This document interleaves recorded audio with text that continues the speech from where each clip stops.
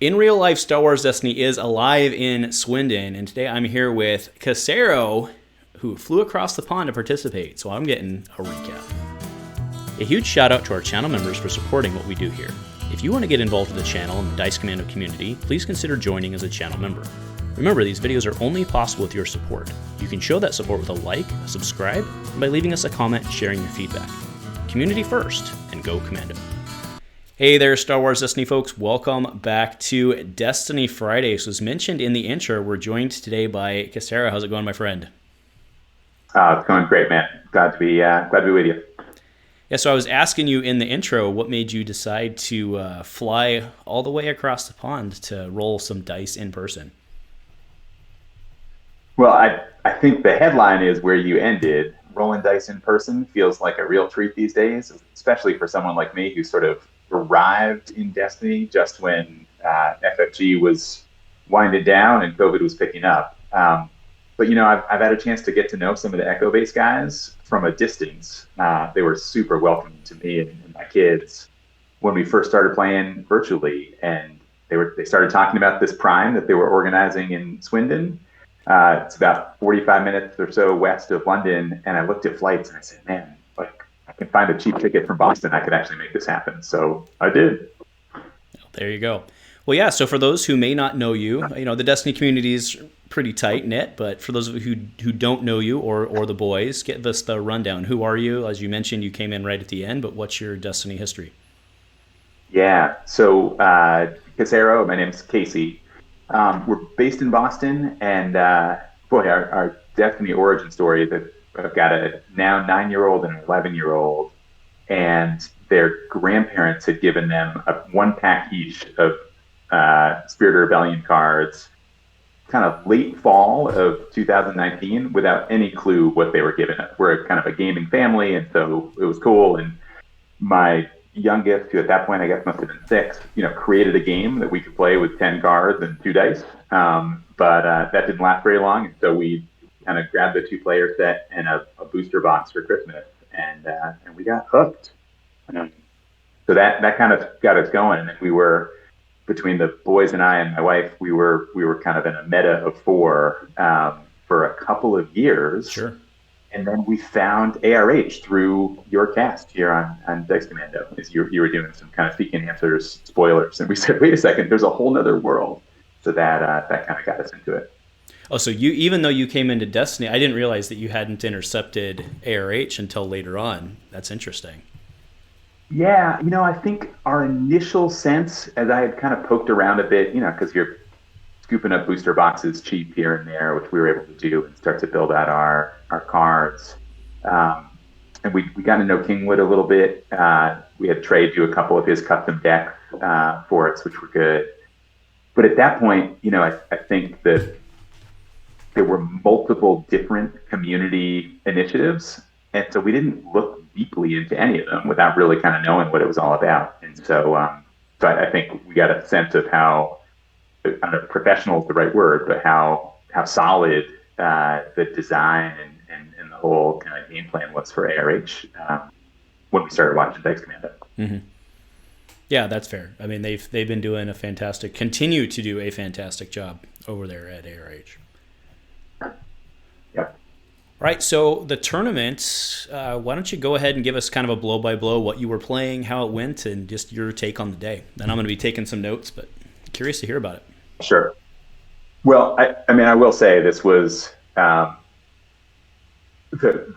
arc of the 3 days is probably worth a couple lines. So I kind of took a red-eye Thursday night from Boston, arrived at 6 o'clock in the morning at Heathrow on Friday morning.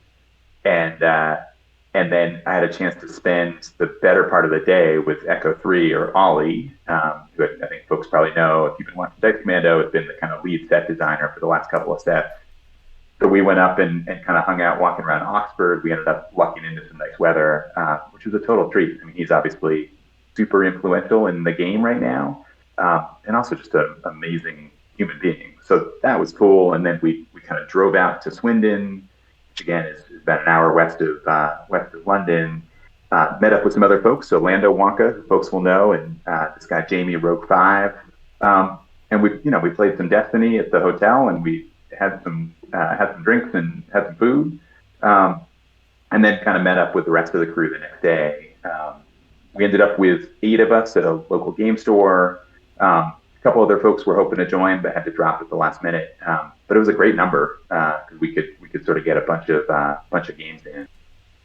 So we we did 5 rounds of Swift, and then cut to a kind of a top 2. I was playing the deck that Vika had initially debuted at the Galactic Open.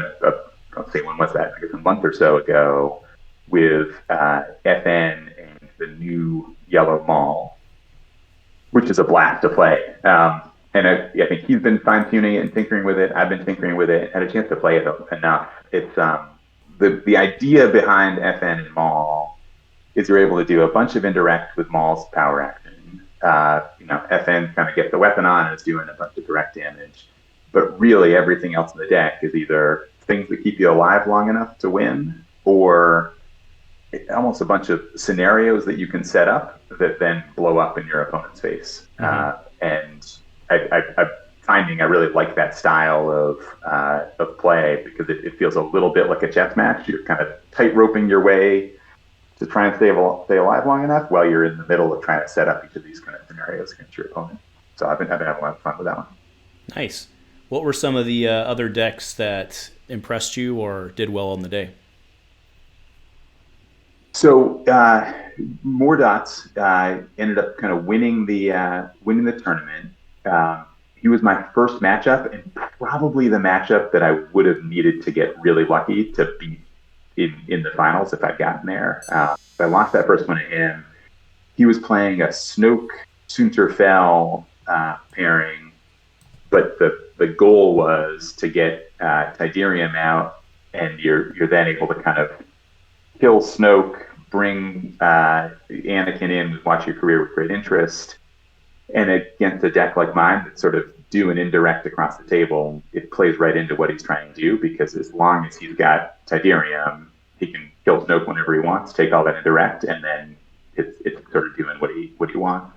I see. So I needed to get lucky and discard Tydirium before he could pull that off. But once he was set up, it was going to be a tough climb, and it was. So that was that one. Played a pretty cool Kira, Thug Droid, and Sykes Noodles kind of yellow scoundrel thing that Sign was playing, where the idea is the Thug Droid goes down and you can sort of point it to either one of your other guys there. So Kira gets extra dice. So I came through strong on that one. Lando Wonka was playing a Rex Obi deck, the kind of new Obi-Wan, which I think I just was able to knock Rex out fast enough that I was able to kind of put through. Obi can sort of stay alive forever at some point because he was getting several shields around. He had the path plot on that one. But sooner or later, I was able to get enough damage through there. Let's see, what else do we end up playing? I had a chance to play against Echo 3, who was playing Yellow Villain, but not his usual pre-Vizsla and Hondo. He was playing a Hero Boba one that I think has seen a bunch of play in sort of the league and some of the tournaments. And that was, we were kind of neck and neck, but I edged him out at the end. And then, I kind of went in 3-1 into my last match thinking, boy, I've actually got a pretty good shot at the finals here. And just probably played too aggressive against the son-daughter pairing against Valenhart. I thought I had him and felt like I was pretty well set up to kind of finish it up in round 3. And it just kind of walked into a god roll from the sun, which he can do, but I sort of looked at this roll and it was like 13 damage across 4 dice, and nothing to do about that, I think. All right, so that closed out Swiss. So then the top 2 were, it was Son Daughter versus. Nope, it was the Mordots deck. Mordots. So the Snoke Sunter Watch Your Career with Great Interest. Got it. And then Gareth Parfit, who I didn't play in Swift, he was one of the only folks I didn't play, had a it's a son Tarkin. Oh, that's interesting. And so he'd gone 3-2 as well. Actually, maybe he'd gone kind of 4-1, I think, in Swift. And then there were a bunch of us that did 3-2. So I think if we'd had a little more time, we probably should have played one more round of Swift to see if we could have weeded out the kind of 3-2s. But Gareth and Mordup play regularly, both in person and online, and so I think they played this matchup a bunch of times, and Gareth kind of knew he would have needed to get lucky on that one because his son indirect runs into the same problem that my deck was, where it just kind of plays right into what Snoke's trying to do. So I think what's cool about this is hearing all the names, right, that we hear all the time, or hear and see all the time. So that's awesome. Totally. Yeah, you're telling me, man. That was fun. All right, so what learnings do you think you had if you're going to try? I know you're trying to get things going in Boston as well. What learnings did you take back from that you would use, or what would you do different, or do you think we would need to do different over here to make an IRL tournament succeed these days? Yeah, I mean, I think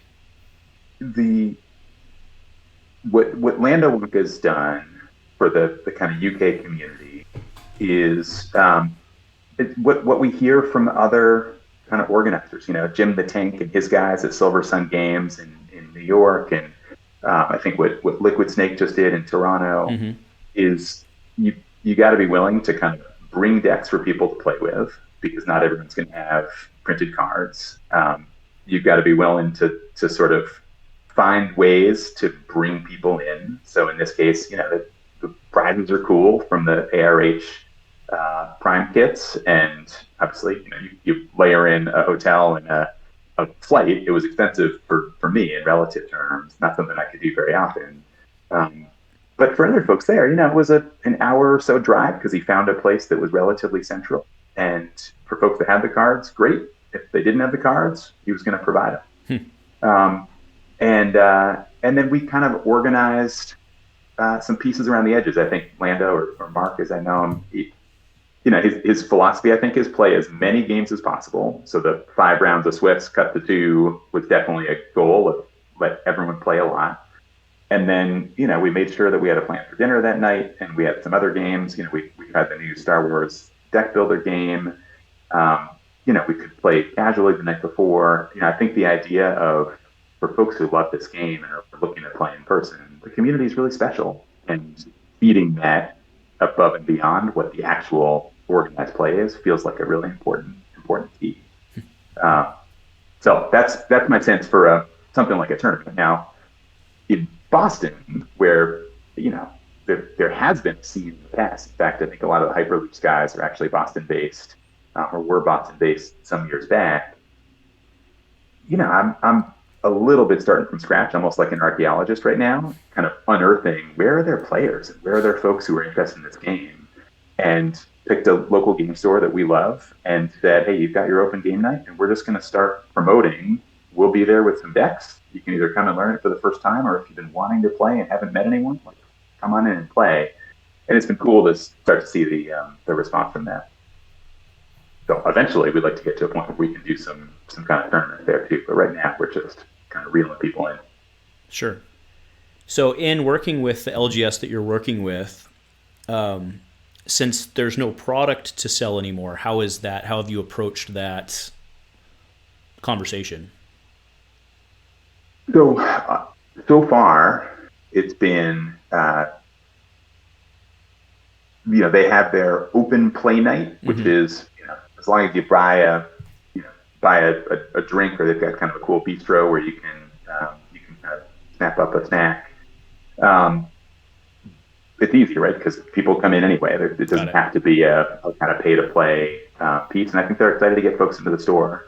One of the things I've learned from Jim the Tank and Chris and Patrick, these guys who play at Silver Sun Games, which is about a 3-hour drive from us. So we've made a couple trips out just because it was our first chance ever to play, you know, in real life with folks who we're not in the family. Is, you know, Chris is the owner of the store at Silver Sun, and, you know, the the kind of prize kits, the local play kits, some of the printing that Trey does with the, some the kind of shiny foil cards. Mm-hmm.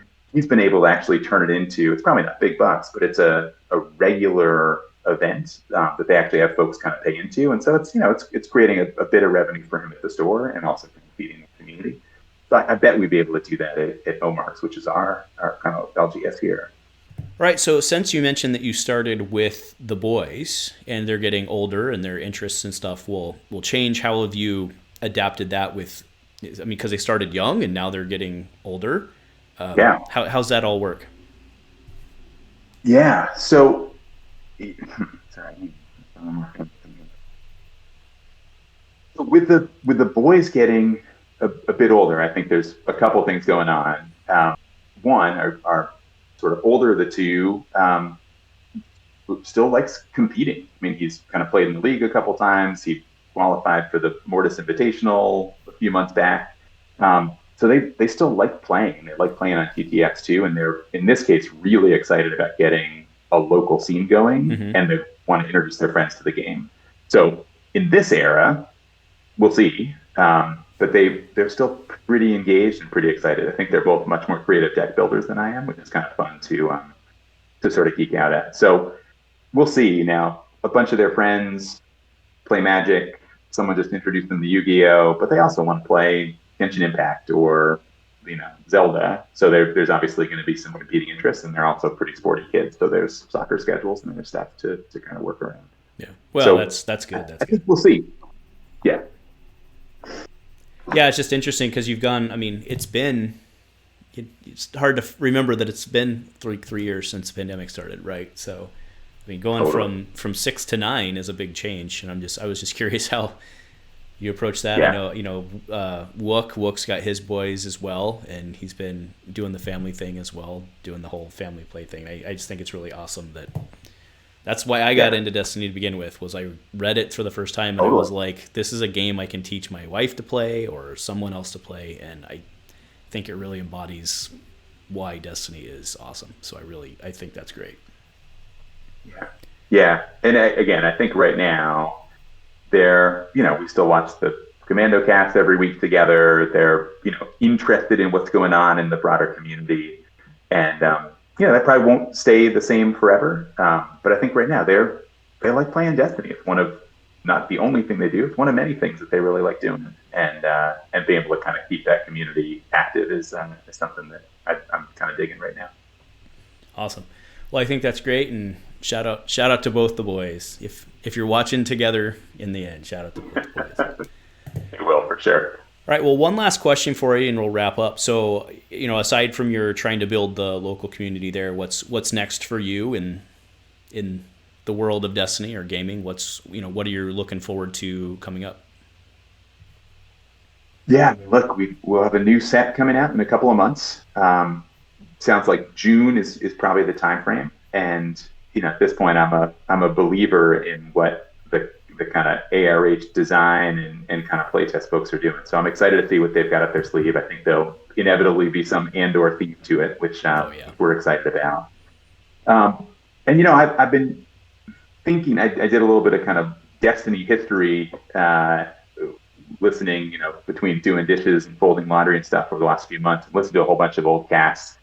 Because I'm outside of Destiny, I'm a organization builder, and I was really curious kind of how ARH emerged after FFG. And I think we've got a real opportunity.